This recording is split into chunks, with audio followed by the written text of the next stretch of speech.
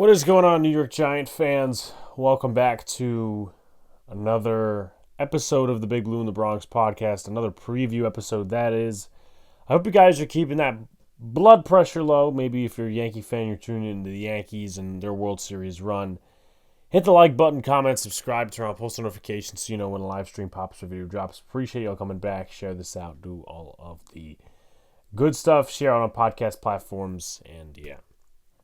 So the New York Football Giants this week, they played the Pittsburgh Steelers, and they play them in Pittsburgh on Monday Night Football, which is a huge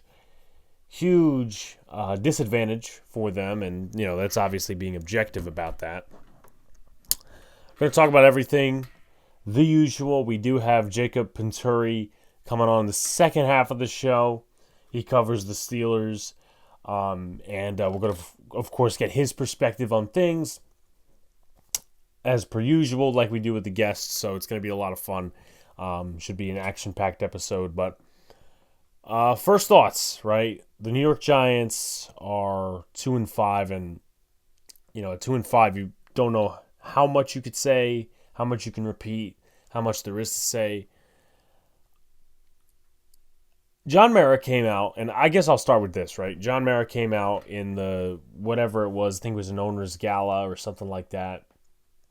Owners meeting in Atlanta or something along those lines, so don't get me quoted on it, but he did come out and speak to the media, and he said that he is not going to make any changes as of right now, or pretty much till the end of the season. He's not making changes at all. I think that's the base conclusion that we could draw from his statements, and to be honest, it's really not surprising. Now, if you're a Giants fan and you want to agree with his statement, disagree with his statement, I think he's preaching patience for the New York Football Giants. He believes in the process. He believes in a lot of other stuff that this regime is really selling to him. And I'm going to say that they're going to get the 5 years. They're going to get the 5 years no matter what, unless next year or this year is a complete fucking shit show. That's my personal opinion, because the first 3 years was with Daniel Jones, and we know that a guy like John Mara, he's attached to Daniel Jones, and he wanted these guys to work on him. And I mean, I knew it before, but now he's seeing Daniel Jones as not much of a good product to put on the football field. So now he will give them a shot, at least again drawing conclusions that these guys will get their quarterback in 2025, April 2025 specifically, and they will get to continue to build the team, get assets, this, that, and the third. I think the rest of the season, you have to finish with at least, I'd say 5 to 7 wins, five and up, maybe 6. And you got to be competitive in every game. You have to have the locker room on your side. You can't have the locker room really, just collapse against you. I really didn't like the way that things happened in the Eagles game, where the defense gave up 2 scores in the second half, and it was pretty much out of reach because the offense wasn't doing anything. That was very reminiscent of 2017. And those type of games typically get coaches fired. So a few more of those games, we're going to be reevaluating whether Brian Dable and Joe Shane stay. But as of right now, I would have to agree and say these two are coming back. A few more pieces, quarterback, corner, and this team will probably be ready to rock and roll in about 2 years, or at least that's what you hope. And if it doesn't work out in 2 years to where, the quarterback sucks or this, that, and the third, these guys are out of here and you're basically facing a different situation, blah, blah, blah. So that's my thoughts on the John Mara speaking his words. So let's go to the injury report now. As of the time I'm recording this, the game statuses have not been put out, so I'm just making projections upon myself. Jermaine Eliminor did not practice on Friday, which is very interesting. It was a hip injury, so he hopes to play on Monday. Again, kind of scared about that, considering he's going to be facing TJ Watt, and if it's not him, it's going to be a guy in Evan Neal. Bryce Ford Wheaton, he's good. Jalen Hyatt, he's good. Brian Burns did not practice on Friday. I think he's going to go, though. Ty Summers did not practice the first two practices of the week. I don't think he'll play on Monday, but he might because he's a special teamer. Dexter Lawrence, I think, will play. He's been, dealing with the hip injury. I don't think Adoree Jackson's going to play. He's been dealing with his neck injury for a little bit. Trey Hawkins had an ankle injury last game. He was limited, so I don't think that plays a huge role in what the secondary does. Cordell Flott, groin injury. He was limited on Friday and did not practice on Thursday. So I'd like to think that he's got some good chances of playing. And Jamie Gillen did not practice Thursday, Friday, so likely one more week of Matt Hack as the punter before we go against Washington. Now, as for the Steelers, a little bit less knowledge there, but again, the injury reports here. Sumalo and Cameron Hayward, both of those guys did not practice, but that's a rest thing. Keanu Benton, he should be good to go. Cordell Patterson, he should be good to go. Dylan Cook should be good to go. Zach Frazier did not practice with an ankle injury. I probably wouldn't put him in the rule of this game. Nick Herbig, he's a guy that did not practice. First 2 days, the hamstring injury. Tyler Matakevich, a special teamer, he should be good to go. Dante Jackson, corner, he should be good to go. Deshaun Elliott, looks like he's going to be good to go. DeMonte KZ, he should be good to go. And Roman Wilson, he hasn't played in a little bit due to a hamstring injury, so I don't think he's going to be good to go. So before we go into things to look for, let's go to the team rankings and analytics. So the New York Football Giants, they ranked 28th in total yards on offense, and they were 20th. So that game against the Eagles really beat the shit out of their stats. They're 23rd in passing offense, 25th in rushing offense, and 31st in points per game. Defensively, they're pretty good. 12th in total yards, 6th against the pass, 25th against the run, though, and that's going to be tough against a Steelers team that's very shifty-shafty against the run. Oh, actually, no, in terms of running the football, because they run it a shit ton, especially with Justin Fields when he was their quarterback, so the metrics are a little skewed in that favor. They'll probably pass a little bit more with Russell Wilson in him targeting George Pickens a lot. But Najee Harris and Jaylen Warren are definitely going to be used. 13th in points per game, so pretty solid there. 7th in pass percentage, 9th in pass percentage on first down, 26th in run percentage, and 21st in run percentage on first down. So we'll talk about it a little bit more and things to look for, but I'd like to think that the New York Football Giants are more of a pass-heavy team. This game, you don't want Daniel Jones throwing 30 to 40 times a game. However, some situations may call for different measures depending on the game scenario. They're 15th in blitz percentage, 1st in sacks, and 14th in pressure percentage. We move to the Steelers, right?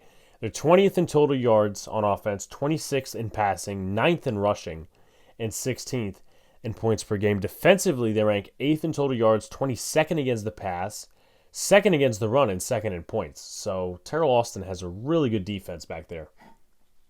31st in pass percentage, 32nd in pass percentage on first down, 2nd in run percentage, 7th in run percentage on first down, and 28th in blitz percentage, 24th in pressure percentage, 20th in sacks.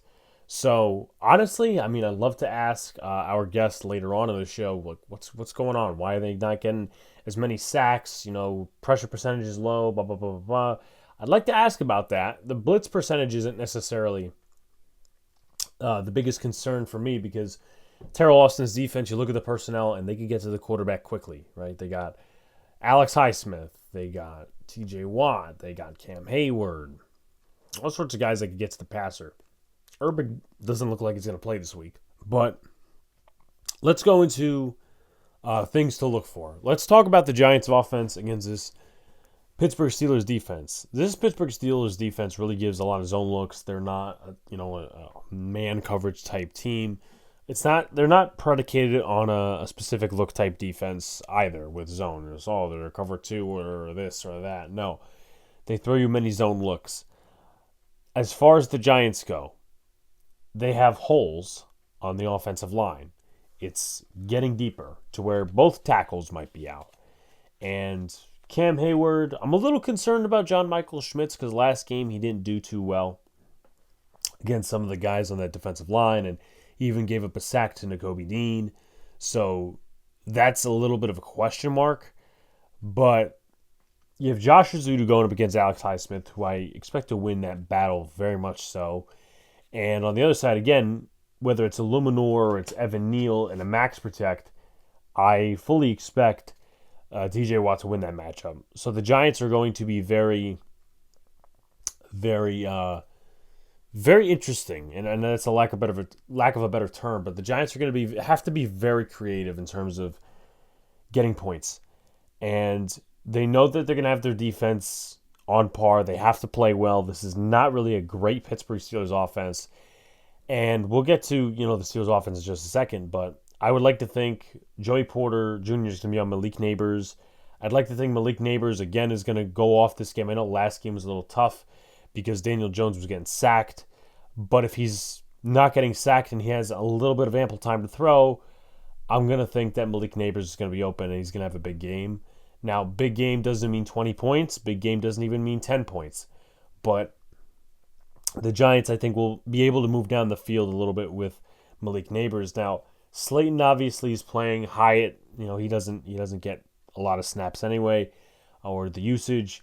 Maybe this is a game you use those tight ends a little bit more. I mean, Theo Johnson really hasn't been used this season. Daniel Bellinger really hasn't been used this season, which is kind of disappointing. So those are two guys that have reliable hands for the most part. Theo Johnson is a little bit more explosive than a guy in Daniel Bellinger, but max protect on the O-line, many zone looks.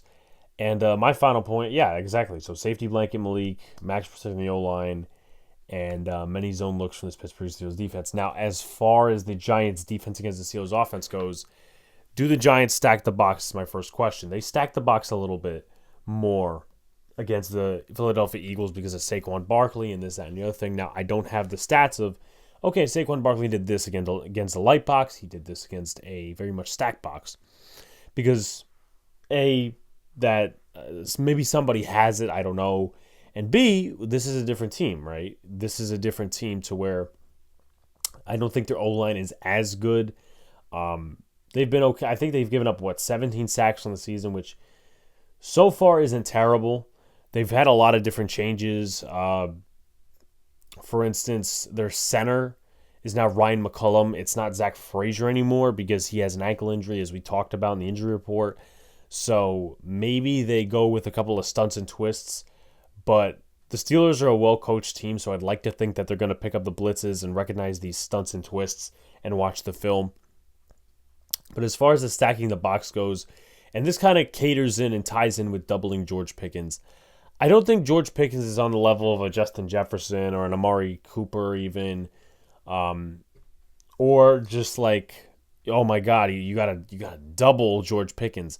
George Pickens is a 50-50 ball type guy, and that's where he succeeds. I'm not saying he's, all his shit is off the 50-50, but, facts are facts. When you turn on the film, that's where most of his catches are made. He's a good receiver. I think he was definitely very much well worthy of where he was picked in the second round of the 22 draft. I don't think he needs to be doubled, though. Let's say this, right? And I'm already pissed at Deonte Banks for his lack of effort and his moments against the Eagles and his Cowboys. But if we get to a point to where you have to double George Pickens, I think that's a little sad, if you want my opinion. Because, again, George Pickens is not... He's a good receiver. He could eventually be great, but at the same time, he's not Justin Jefferson. He's not Jamar Chase. He's not at that level of receiver, right? So you really don't need to talk about a game plan. Deonte Banks should just be on his game and use that as, okay, a confidence builder. And I don't mean to belittle George Pickens, but I'm just making a point. And that way, if you have Banks, he's playing well against George Pickens. He's fighting for the football. He has the effort.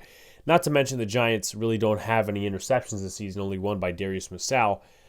This would be a nice game, though the Steelers don't have many turnovers on the offensive side of the football. They have one interception this year, thrown by Justin Fields, and they really don't turn it over on the ground either. They've not turned it over on the ground, actually. So they don't turn over the ball a lot, which is pretty fucking good.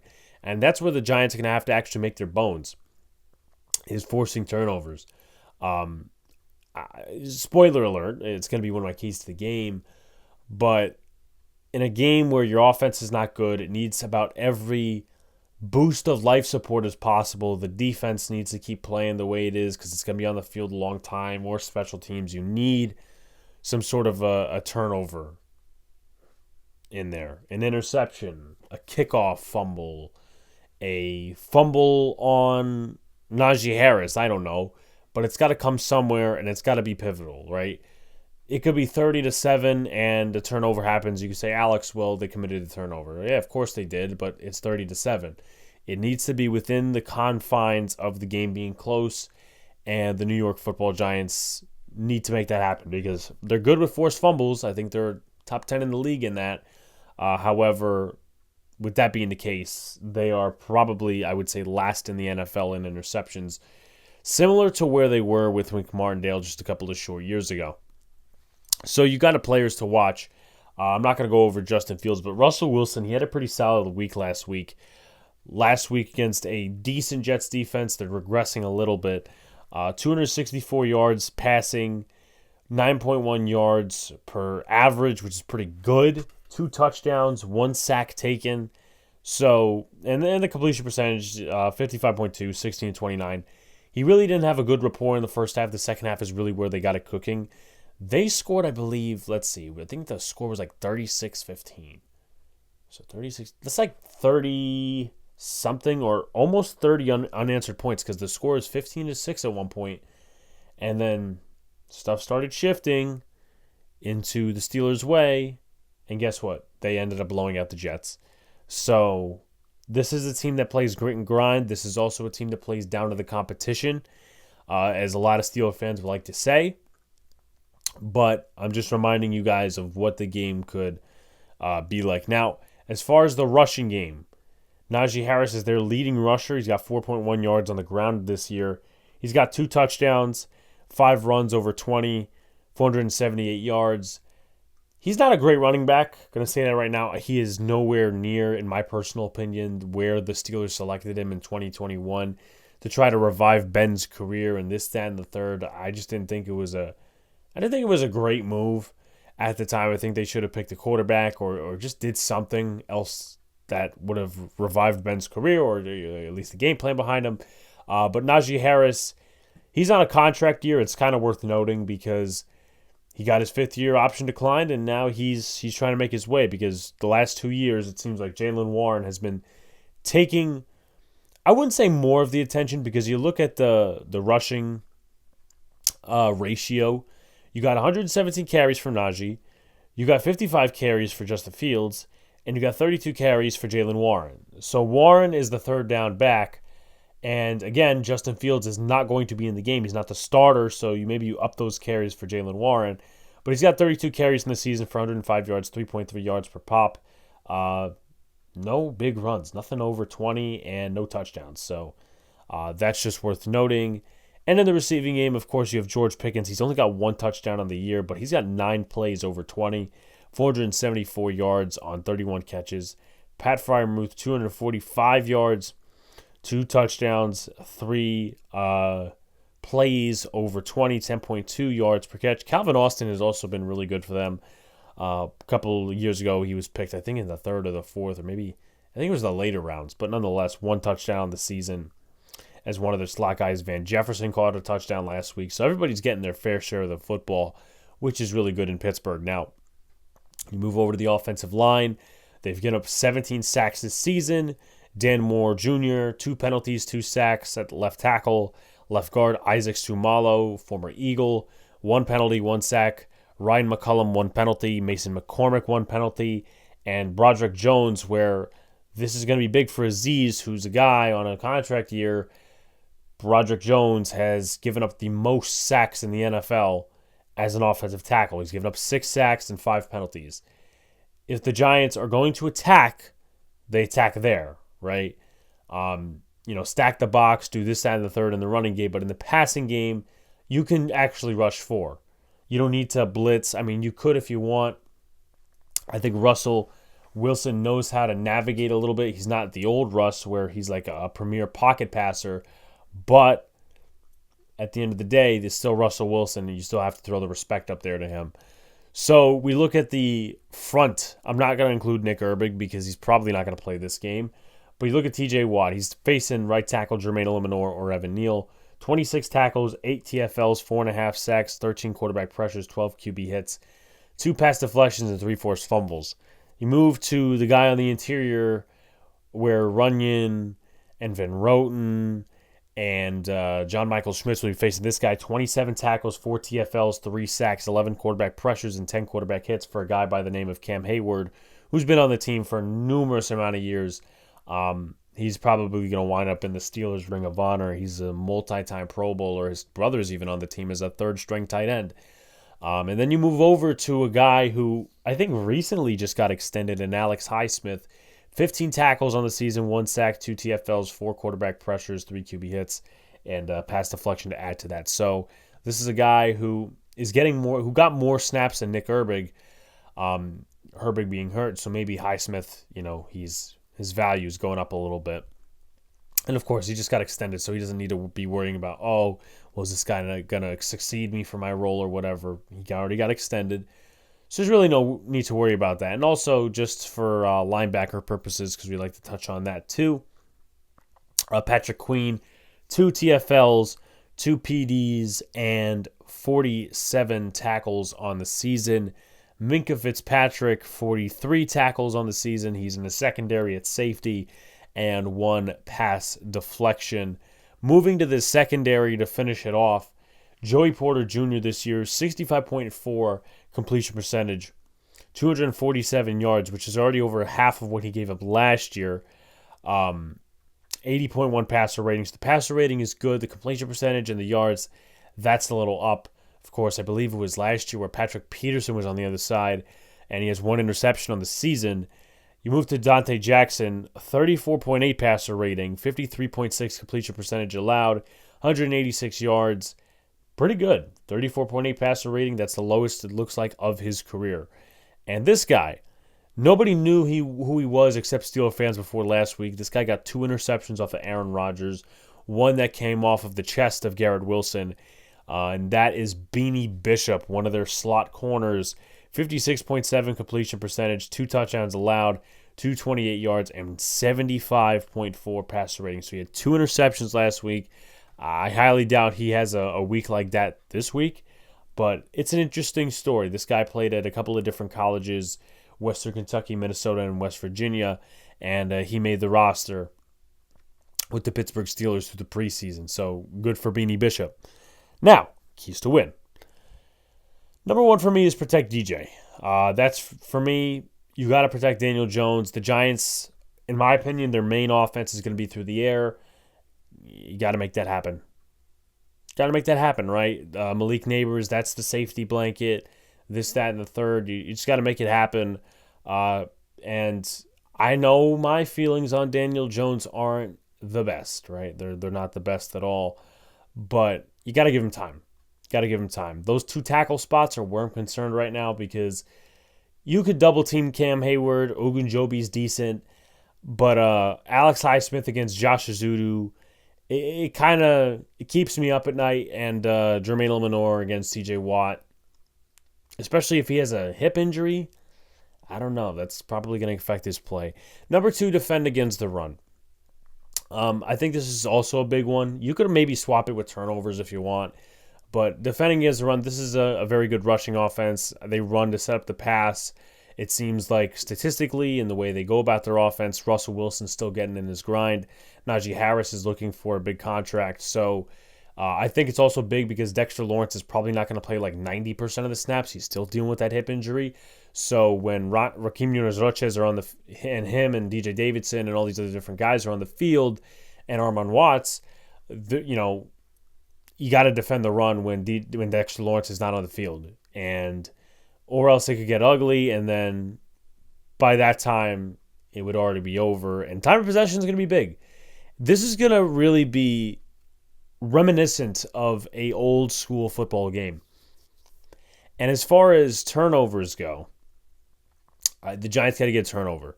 Last week I don't think they did. Who was to play the week before? The Bengals, they did, but they capitalized on that. At least I believe they did. I could be wrong though because the Giants don't like to capitalize on a few things, but you got to get turnover, right? How much of a backbreaker would it be? There's teams that commit turnovers all the time. There's teams in the middle pack, and then there's teams like the Steelers that never commit turnovers.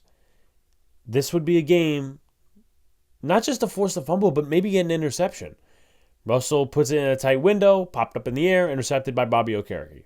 Just a thought. Just a thought. But, all right. Score prediction before we go to Jacob Pensuri. I don't have the Giants winning this game. Let me go and say Steelers 20 and the Giants 6. 20-6. That's your score. Let's send it over to the discussion with Jacob Pensuri, which he'll give us the Steelers perspective. All right, so we are now in the second half of our show where we usually have a writer or a content creator on from the opposing side to give us their perspective. And of course, we have Jacob on from Sports Illustrated. He covers the Pittsburgh Steelers. And with that said, Jacob, what are some key takeaways from the first 7 weeks of Steeler football? It's been a surprising start. Well, first off, thanks for having me on here. Happy to be chatting some Steelers and Giants. But yeah, it's been a surprising start. I don't think a ton of Steelers Nation had them starting off at 5-2, especially with the quarterback controversies and sort of all of the drama and storylines with Russell Wilson and Justin Fields. But yeah, I think that's been the main storyline so far is this quarterback play leading this team to being atop the AFC North. That's the top thing of mind for me, and especially going into this game with the Giants, looking at how Russell Wilson, who's coming off of his season debut, seeing how he kind of settles in here for the second game of the season for him. So, I mean, that's super duper exciting as far as the Steelers are concerned. The other big thing that's been going on here is Steelers defense. They are, again, elite. That rush defense, I believe, the last I checked, we're second in the league in the average yards allowed. They have a killer front seven, and then TJ Watt and that pass rush is just getting home constantly. So it's just another year of Steelers defense being elite and trying to make up for any sort of offensive woes. And it seems like maybe that tide's turning on offense. So it's an interesting season for sure. And coming up here with 1 week remaining until the bye week, it's a pivotal opportunity for the Steelers to go into that bye week with a win. So we'll see how it goes. Of course. Now, Russ only had 1 week, which was last week. They won against the New York Jets. He looked a little rusty in the first half, had a better second half, definitely, which contributed to their, I want to say it was like a 20-plus unanswered run. Yeah. The score was like 15-6 originally, but yeah. That's typical Jets football. But obviously, Justin Fields contributed for the first few games of the season. I know it's only one game. Do you think Russell Wilson is the better QB than Justin Fields, despite Justin Fields getting all those wins in the first few games? Ooh, that's a tough one. I think for what the Steelers want to do right now, yes, I think Russell Wilson is the better quarterback. And that's not to say I was one of the people who, was kind of in on Justin Fields. I liked what I saw in training camp and in the preseason. But yeah, I think for the Steelers who are obviously they think they're a Super Bowl team. I think having someone with that sort of game management and ability to read the field like Russell Wilson does, it's just a little bit better, not a little bit, but it's a level above what Justin Fields is able to do in terms of progressing through his reads and things like that. And I think that gives, I think we saw it against the Jets, the way Russ was able to open up the passing game, especially with George Pickens, who was, incredibly frustrated the past few weeks with sort of the lack of a passing game. So Russ's ability to be able to read the defense and pick apart the Jets as the game went on was evident in a way that I don't think Fields is quite there yet.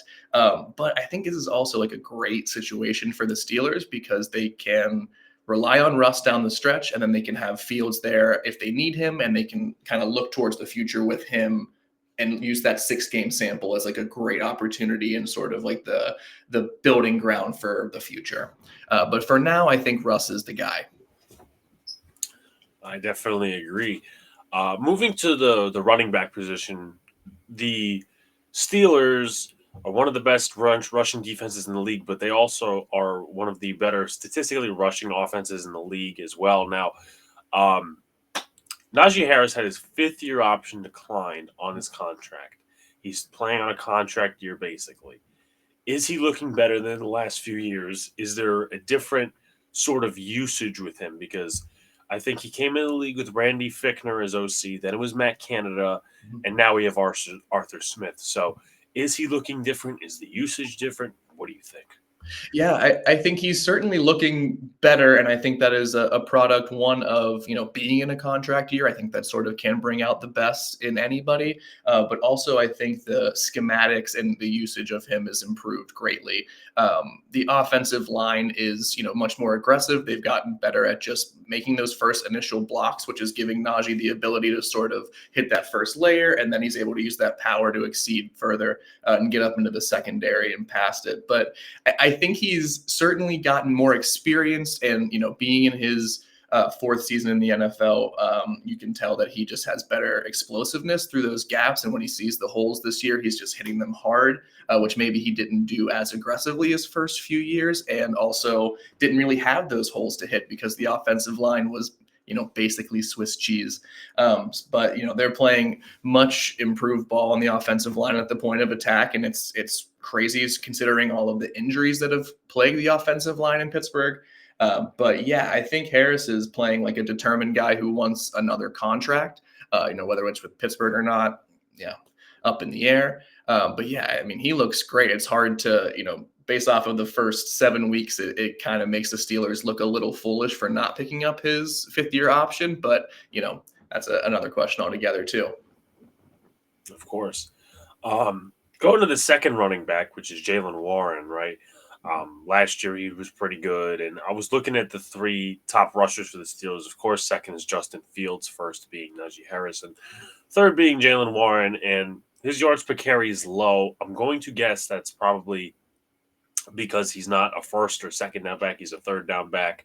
How has he been this season in his, I would say, I'm going to guess lesser role because, of course, Najee Harris getting more carries and Justin Fields, of course, in the first few games being a part of that rushing attack. Yeah, for sure. I think really the biggest difference I have seen with Warren is just that he was injured to start the year, and it really limited his availability in the first few weeks. And I think they really wanted to slowly integrate him back into the fold and into the offensive attack. And they had that luxury of being able to do so because, like you said, Fields was playing so well and Najee has been a beast all year. But he looks, I think he's just as dynamic, and I think he's getting healthier. And I anticipate that he's going to receive, more touches going forward, especially as the Steelers' schedule gets into just this crazy grueling marathon that it does in the final 8 weeks. But yeah, I think I'm still seeing a lot of the same things in terms of how they're deploying Warren. They like to use him as that change of pace back whenever Najee has a long series, and they'll bring him in and you'll see him get sometimes the first down touch and then stay in through, second and third down. But yeah, I think I'm seeing a lot of those same sort of usages for Warren. I think they just wanted to be patient in terms of getting him back to full health before they just kind of, take the governor off, so to speak. Of course. So moving into the wide receiver core, George Pickens is obviously the number one. There's no question about that. The Steelers were supposedly in on Devontae Adams, who is now on the Jets, and Brandon Ayuk, who is now out for the season. Do you think the Steelers really need a number two receiver? Because I know you got Van Jefferson, the former Falcon and Ram, you got Calvin Austin, who I think was a late round pick a couple of years ago. Do the do the Steelers really need a number two wide receiver? Could they keep going the way they are? What do you think? I think a number two wide receiver would be incredibly helpful. And I don't think it is, the thing that will put them over the edge. I don't think it's the thing that, if they get it, they will undoubtedly be the Super Bowl favorite or the favorites to knock off the Chiefs or something like that. But yeah, there is just something missing in their offensive attack still.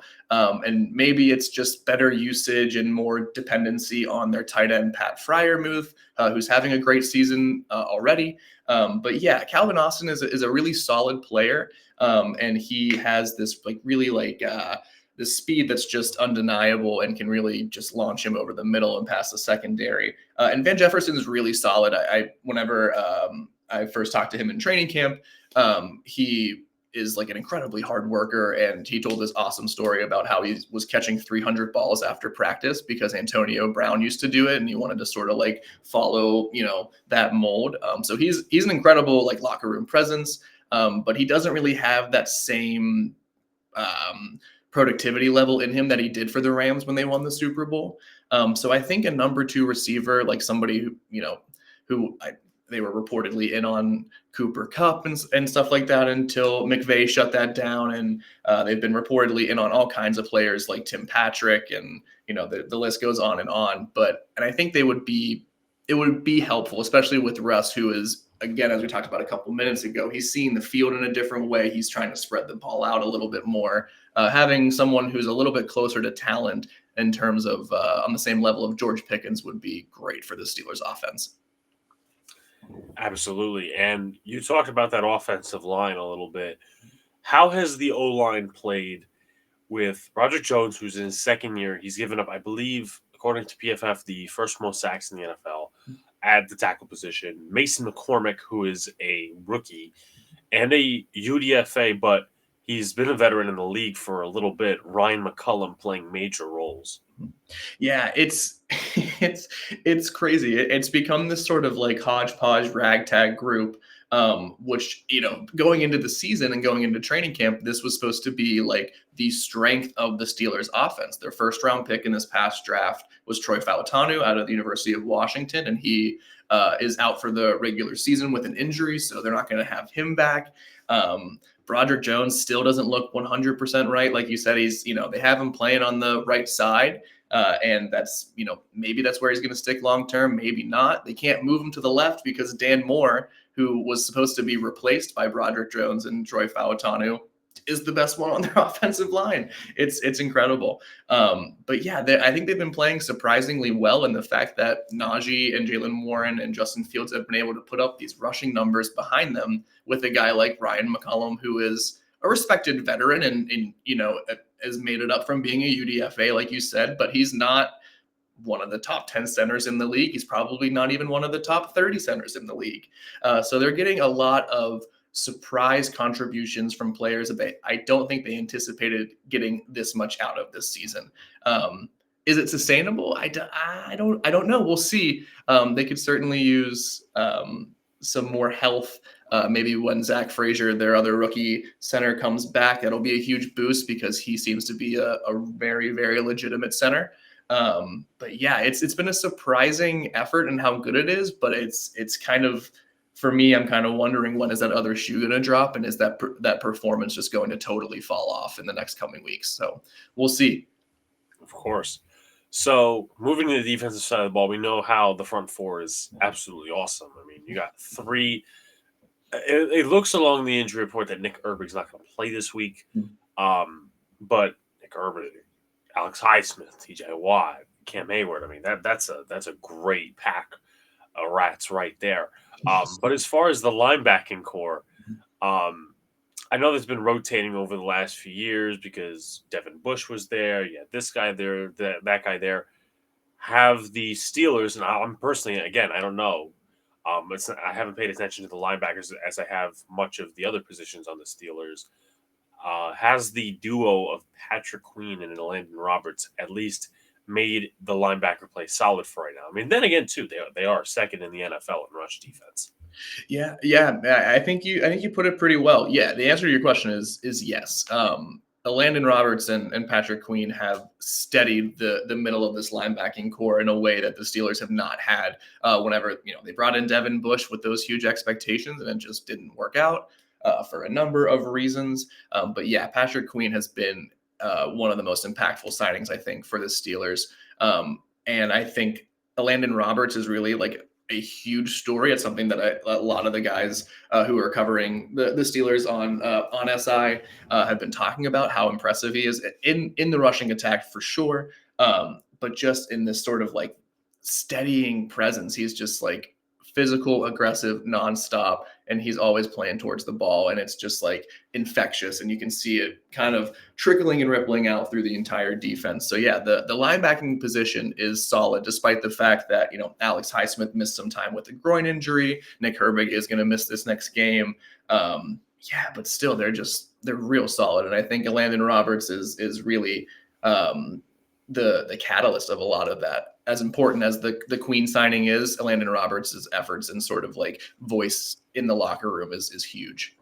Yeah, and Roberts has been around the league. I mean, he was, if I'm not mistaken, he was in the AFC East. He was with the Patriots. He was with the Dolphins. So it looks like he's found a little bit of a niche here. Moving to a guy I wanted in last year's draft over the guy we currently have, that's Joey Porter Jr. over Deonte Banks. How has he played this season alongside Dante Jackson? And I know stats don't say everything, but Dante Jackson's played, again, statistically, according to Pro Football Reference, like really well.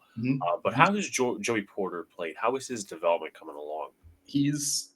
I think exactly as the Steelers would hope. He's becoming a superstar on the outside. And I think that the evidence is that teams avoid him at all costs. And they just don't want to throw at him because he can stuff you at the line of scrimmage. He's going to follow that receiver all the way down the sidelines. You can't beat him on the outside.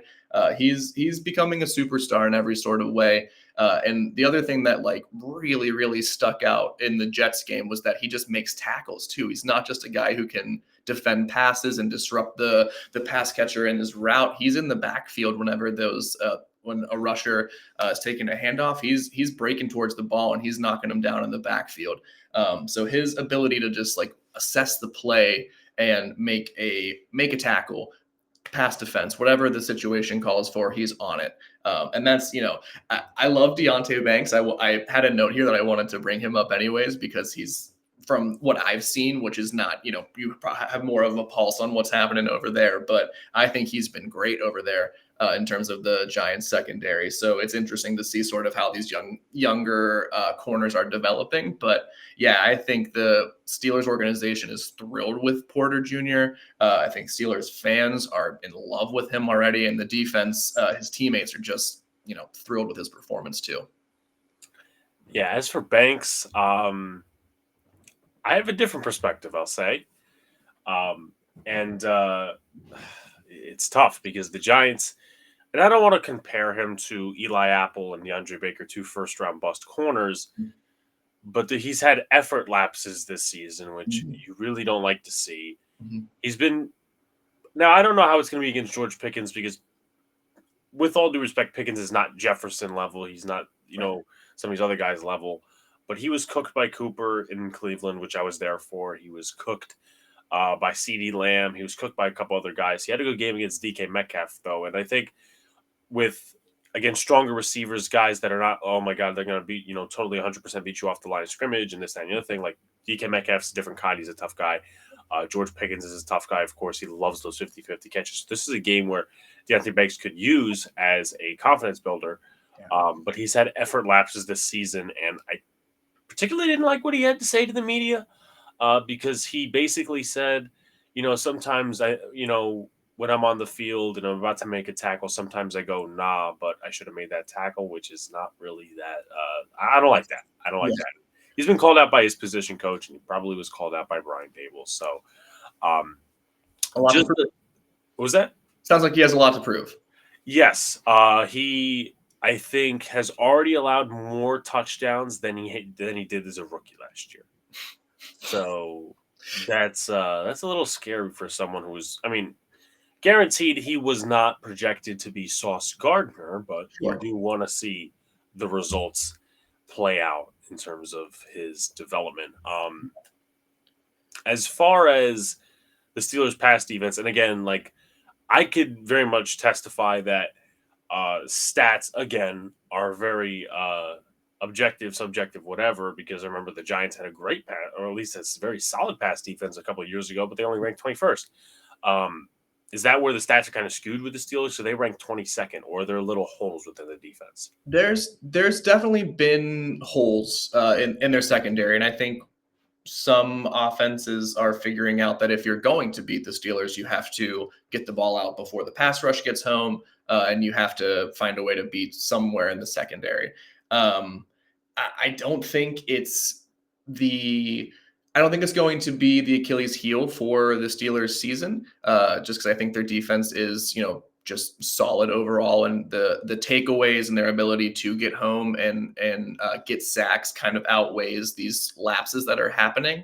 But we saw it in the Jets game, and we've seen it sort of here and there throughout every game where there's just like this sort of major hole in coverage, and it's like, did someone totally miss a read? Did someone just like not follow their man? Like what happened? But the thing that I've always I've been noticing when that happens is they shut it down afterwards. So someone gets beat in this hole over the middle, you don't see it happening again later in the game. So their ability to sort of adapt and respond to where they're making mistakes is sort of outweighing these lapses that are happening. And I think their passing defense is fine.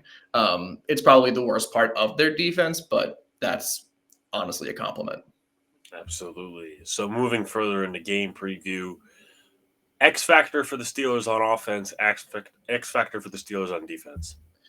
I think it's an obvious one on offense, but it's Russ. Does he build off of his first game and keep going forward, or does he have any trouble sort of with the Giants pass rush? I saw a question for you. I saw that Dexter Lawrence and Brian Burns popped up on the injury report. I'm expecting them to play, but anything different on that regard?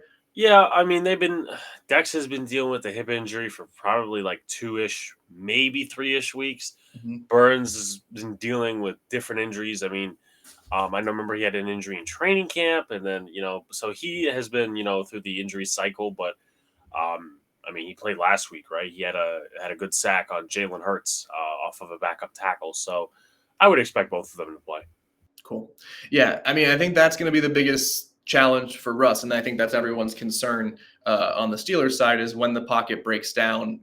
Is there anything lingering with Russ's calf injury, or does he have the ability to escape and maybe run if need be? So I think he's the obvious X factor on offense, and I think on defense, it's it's a tough one because you want to go with someone on the pass rush or in the front seven. But I think since we were just talking about the secondary, it's going to be a guy like Minkah Fitzpatrick because I expect Joey Porter Jr. to sort of travel a bit with Malik Neighbors or to follow him a good bit. So I don't expect him to be a huge part of the offensive game for the Giants, or at least that's going to be something the Steelers are trying to take away. So in that absence of Neighbors, is anything else opening up in the offensive pass game for the Giants? And I think if there is, Fitzpatrick's going to be the guy who's going to either be all over that or might be the one responsible. So he's been, quiet for his standards this season. But I think that's just, again, a product of the Steelers not necessarily needing him to be the turnover machine and playmaker that he's kind of built this reputation of being. So yeah, I think I'm expecting him to be a significant part of this matchup with the Giants and Steelers. Absolutely. And if you're game planning against the Giants, whatever, you're looking to see who could wreck a game or who could be a positive impact against the Steelers. An X factor for the Giants on offense, an X factor for the Giants on defense. Yeah. I think Brian Burns is just, you can't help but to think about him anytime, he's on the field. He's just such a difference maker. He's so explosive. I think he's probably, if he's going to record at least a sack, it's going to be hard to shut him down. The Steelers are going to try everything they can, but, I think that's just like a TJ Watt. You just try to contain and minimize the damage. And I think on offense, it's that rookie receiver, Malik Neighbors. He is a stud. I mean, he is if I was on the Giants or a Giants fan, I would be just thrilled with how talented he is. And I would love, this matchup between him and Joey Porter Jr. Or whichever one of the secondary in Pittsburgh he goes up against is going to be just the thing to watch all game. Yeah, definitely. And I mean, I've kind of stopped asking my my colleagues. I'll call it colleagues just for the sake. Always just like who's gonna win. I know the Steelers are gonna win this game because the Giants can't put up anything on offense. I'm not really confident in the quarterback position, Mhm. but I guess to end it off, where can people find you and what you do? Yeah. So my Steelers coverage is on si.com/NFL/Steelers. I also cover the NHL for on SI, and that is si.com/NHL/breakaway. My Twitter is under there as you have at Jake_Atsby. And then I have links to all of my work on there as well. Yeah, and we got a great group of writers that are covering the Steelers, covering the NHL. So if you guys are interested in that, feel free to come on over. The one thing I do want to say too is this is a perfect trap game for the Steelers, have been playing very well and going against a team that's struggling. So as confident as you are in the Giants taking the L, I wouldn't be. I won't say the same thing on the Steelers side. Well, the things going for you is that a Daniel Jones is the QB. B, he's 1 in 14 on prime time. So that's the thing going for you. But the thing that may not go for you, again, I still like to believe in the negative because I like being realistic, is that Daniel Jones plays significantly better when he is on the road. He has 41 touchdowns and 14 interceptions on the road in his career, and then at home it's just a different page in the book. It's so weird. I don't know what it is. You can't play home for some reason. Might as well play all 17 games on the road. Um, Sounds like but a pro. I'd like to thank Jacob for coming on. Obviously, a great talk. Getting the Steelers' perspective and the Steelers' side of things. Go to SI, check out his work. Go follow him at Jake_Atsby. We appreciate you guys for coming back. Keep tuning into all the content, and we will see you